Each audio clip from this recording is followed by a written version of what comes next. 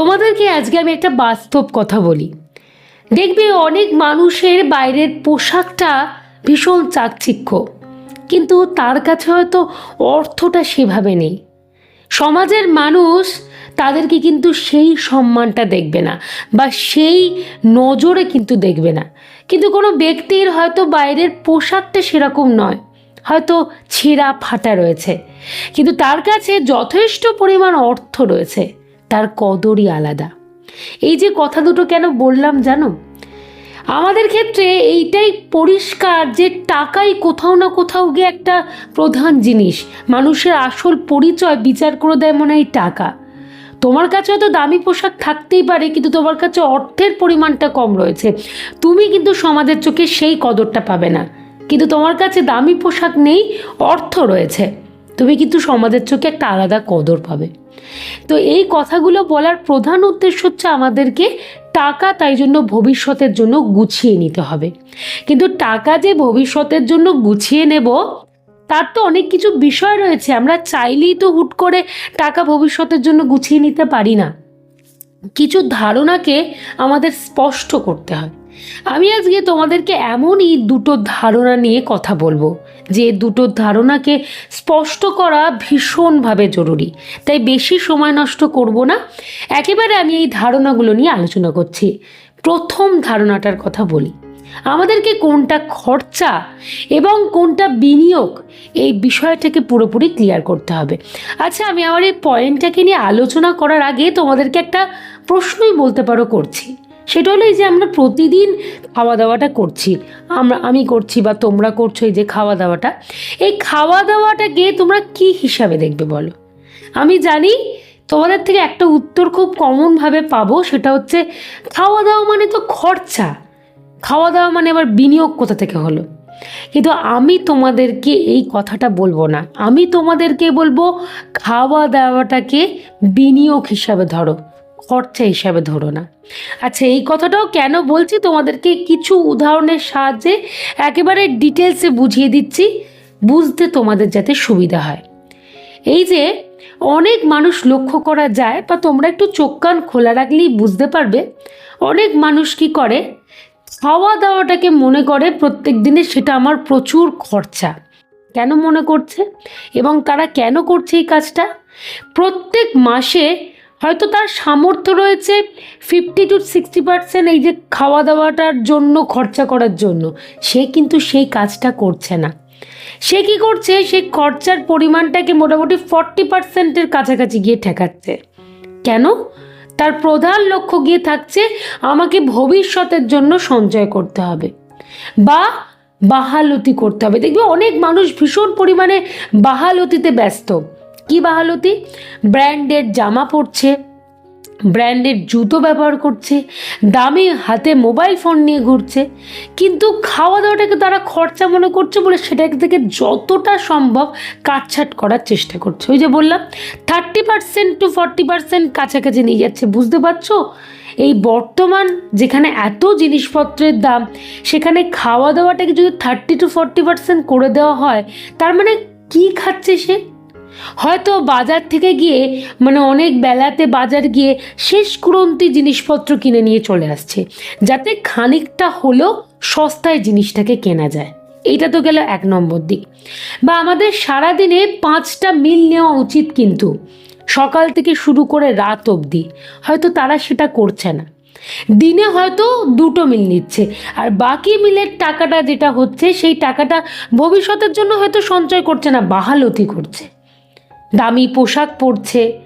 তোমাদেরকে ইন্ট্রোতেই বললাম না, দামি পোশাক অনেকেই পরে, কিন্তু পয়সা না থাকলে সমাজের চোখে তার যোগ্যতা বা তার সম্মানটাকে একেবারে তলানিতে ঠেকিয়ে দেওয়া হয়। এইখানে বিষয়টা ঠিক সেরকমই। দামি পোশাক পরছে, ব্র্যান্ডের জুতো পরছে, কারণ 5 জনকে তো আমাকে দেখাতে হবে, সকলের কাছে একটা আলাদা স্ট্যাটাস মেনটেন করতে হবে। কিন্তু খাওয়া দাওয়াতে অত্যন্ত নিম্নমানের পুষ্টি সমৃদ্ধ খাবার না, শরীরে হয়তো অনেক কিছু জিনিস নিডেড, তবুও সেই সমস্ত জিনিসপত্র খাচ্ছে না। কারণ খাওয়া দাওয়ার দিক থেকে সে মনে করছে খরচা, তো খাওয়ার জন্য আমি এত খরচা কেন করব, এর থেকে একটা দামি পোশাকের জন্য খরচা করি। এইটাই আমাদের ভুল। কেন ভুল জানো? এই যে আজকে আমরা খাওয়া দাওয়াটাকে নিজেদের ইনভেস্টমেন্ট হিসাবে ধরছি না, শুধুমাত্র খরচা হিসাবে ধরছি, আজকে আমরা হয়তো ভালো আছি, ভবিষ্যতে কি ভালো থাকতে পারবো? তুমি যদি নিজের খাদ্যটাকে এখন ইনভেস্টমেন্ট হিসাবে ধরো, তাহলে কিন্তু ভবিষ্যৎ জীবনে তুমি তোমার শরীরটাকে খানিকটা হলেও ভালো রাখার চেষ্টা করতে পারবে। যদি ভালো থাকতে পারো তাহলে তোমার কিন্তু খরচার পরিমাণটাও কমবে। কিন্তু দেখা গেল যে তুমি এখন শুধুমাত্র খাওয়া দাওয়াটাকে খরচা ভেবে অতটা চিন্তা ভাবনা করলে না, শখ শৌখিন মেটাতে ব্যস্ত হয়ে পড়লে, বা বাজে খরচা করতে ব্যস্ত হয়ে পড়লে, ভবিষ্যতে তুমি হয়তো অনেক টাকা ব্যাংক ব্যালেন্স করে নিতে পারলে খাওয়া দাওয়া থেকে কাট ছাড় দিয়ে, কিন্তু একটা মারাত্মক রোগে পড়ে গেলে তখন তখন কিন্তু সেই ব্যাংক ব্যালেন্স পুরোপুরি শূন্য হয়ে যাবে। কেন আমরা ভাবিনি? তাহলে এই কারণের জন্যই কিন্তু চাইলেই আমরা টাকা গুছিয়ে উঠতে পারি না, এই ভুল করি, বা ধারণাগুলো আমাদের কাছে স্বচ্ছ নয়। আমি বলবো এই ধারণাটাকে ক্লিয়ার করো। খাওয়াটাকে খরচা হিসেবে প্লিজ ধরো না, এটাকে ইনভেস্টমেন্ট হিসাবে ধরো। তাহলেই দেখবে তুমি কিন্তু টাকাকে গুছিয়ে নিতে পারবে। শরীর ভালো রাখার চেষ্টা করছো মানে তোমার টাকা তো গুছিয়ে থাকছে, ভবিষ্যতের জন্য তো থাকছে, তোমার এক্সট্রা বাজে খরচাটা তো হচ্ছে না, শরীরের জন্য অতিরিক্ত টাকাটা এক্সট্রা খরচা হচ্ছে না। আশা করি তোমাদেরকে সহজে ক্লিয়ার করতে পারলাম। এবারে 2 নম্বর ধারণাটার কথা বলি। 2 নম্বর ধারণাটি হলো আমাদের কোনটা কষ্ট, কোনটা অপ্রয়োজন, আর কোনটা আমাদের শখ শৌখিনতা, এই তিনটেকেই কিন্তু বুঝতে হবে। আচ্ছা, তোমাদেরকে আমি ছোট ছোট উদাহরণের সাহায্যে বোঝাই, দেখবে পুরো বিষয়টা তোমাদের কাছে একেবারে স্বচ্ছ হয়ে গেছে। এই যে ধরো দেখা গেল তুমি একটা কোনো বিজনেস করছো, বা তুমি ধরো কোনো চাকরি করছো, বাড়ি থেকে তোমাকে যেতে হচ্ছে সেই স্থানে, সেই জায়গায় পৌঁছাতে হচ্ছে। সকলে তো বাড়ির মধ্যে ব্যবসা নয়, এবং কাজের জন্য আমাদেরকে বেরোতে হয়। ধরো তুমি যেখানে যাচ্ছ মোটামুটি একটা ডিস্টেন্সের মধ্যে, যেটা কিন্তু তোমার যদি একটা 2 চাকা গাড়ি থাকতো ইজিলি যাওয়া কিন্তু তোমার পক্ষে পসিবল হতো। তুমি কি করছো? রোজ যথেষ্ট কষ্ট করে ট্রাফিক ভাড়া দিয়ে সব কিছু করে যাচ্ছ, এবং প্রত্যেক দিন সেটা নিয়ে বেশ হাই উতাস করছো, বুঝতে পারছো যে না তোমার কষ্ট হচ্ছে, তোমার অসুবিধা হচ্ছে, তুমি তার জন্য হয়তো খরচা করতে চাইছো না। দেখো, এটা কিন্তু তোমার কষ্ট আর এটা তোমার প্রয়োজন। ওই 2 চাকা গাড়িটা তোমার যদি থাকতো, তুমি তাহলে অনেক ইজি সব কিছু করতে পারতে, তোমার খানিকটা সময় বাঁচতো এবং তোমার ট্রান্সপোর্ট খরচাটাও কিন্তু বাঁচতো।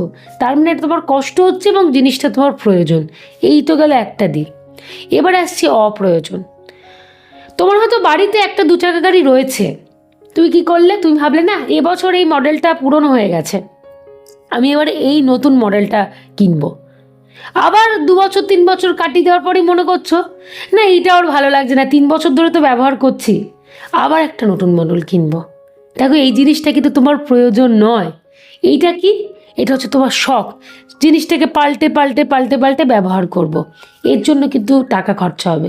হয়তো তোমরা একটা আমাকে প্রশ্ন এক্ষুনি করবে, বা আমাকে কমেন্টে নিশ্চয়ই লিখবে যে তাহলে কি আমরা জীবনে শখ শৌখিনতা মেটাবো না? আমার একটু গাড়ির শখ একটু পাল্টে পাল্টে কিনবো, সেটা কি করব না? শুধুমাত্র খেটেই যাব আর ভবিষ্যতের জন্য টাকা গুছিয়েই যাব? আমি একেবারের জন্য বলছি না, 100 বার শখ করবে, কিন্তু সেটা বুদ্ধি বিবেচনা করে। সেটা কি?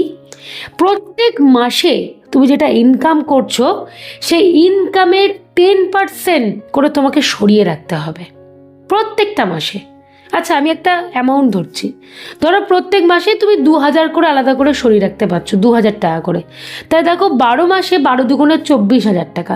যার সামর্থ্য সে 4000 টাকা করে সরিয়ে রাখবে, যার সামর্থ্য সে 5000 টাকা করে সরিয়ে রাখবে। এবার সেটা সে বাড়াতে পারে।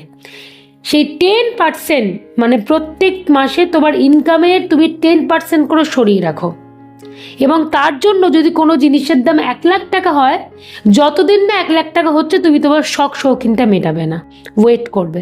আমরা অনেক সময় কি করি বলো তো? আমরা কি করি, আমাদের যেটা মূল সঞ্চয় সেখান থেকে টুক করে টাকাটাকে তুলে নিই, ভাবি পরবর্তীতে ঠিক আবার সঞ্চয় করে দিতে পারবো, পরে ব্যাপারটা ম্যানেজ হয়ে যাবে।